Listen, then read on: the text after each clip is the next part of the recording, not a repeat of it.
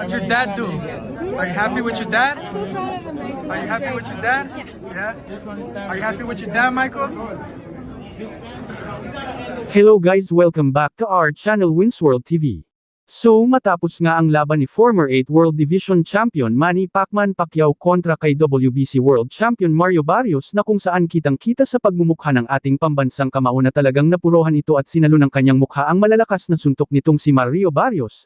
At kitang-kita din sa laban nilang dalawa na talagang lamang si Manny Pacquiao pagdating sa score dahil sa mga malilinas na patama niya kay Mario Barrios. And he's competitive and taking the lead in round number 8 as a 10-second clap sounds and Manny Pacquiao, just like old times, getting the crowd on their feet. Big round for Manny Pacquiao. Ngunit naging resulta pa rin ito sa isang draw na ikinagulat ng mga boxing fanatics at mga boxing lovers na nanonood sa kanilang laban. Halos karamihan ay nagsasabi na talagang panalo si Manny Pacquiao. Ngunit sa mga mata ng mga hurado ay talagang tabla ang kanilang desisyon. Dahil ang mga huradong ito ay may mga history ng pagiging bias sa kanilang desisyon. Ito ay sina Max De Luca, Tim Cheatham, at Steve Wasted. Ang tatlong hurado na ito ay may history din ng controversial score sa mga bigating mga laban, kung saan ay may pinapanigan ito. In short, may mga kapalpakan at anomalya din na ginagawa ang mga ito.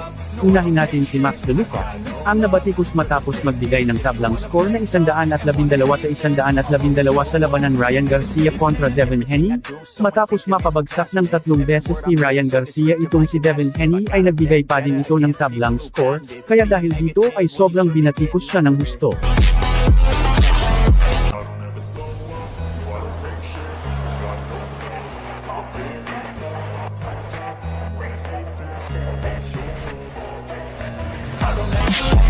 Sunod ay si Steve Wasted naman ay nagbigay din ng tablang score na 114-114 sa labanan Tank Davis kontra Lamont Roach Jr., na tanging siya ang dahilan kung bakit hindi nanalo itong si Roach kontra Davis.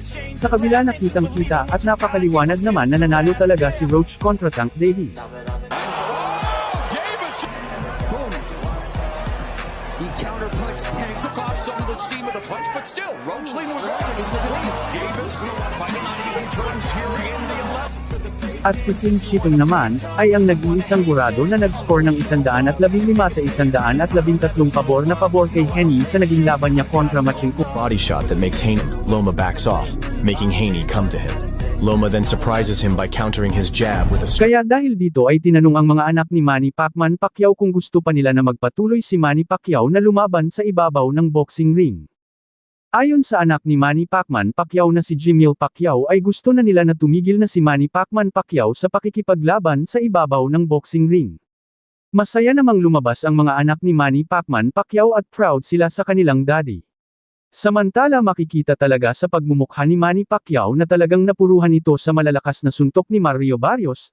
Tinanong din si Manny Pacquiao tungkol sa rematch nila ni Mario Barrios at ayon sa kanya ay mapag-uusapan naman yan.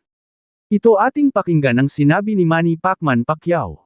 The fights and like that, you know, so thankful. Let's keep it up. Thank How you. much? Do you think you'll fight again at the end of the year? Will you get the rematch? I think so. We will discuss about it. Manny, how much your faith in God had to play in this fight? Talk how God has changed your life. He made you everything. Manny Pacquiao is nothing without God. Oh, wow. I won't accomplish all those things without God.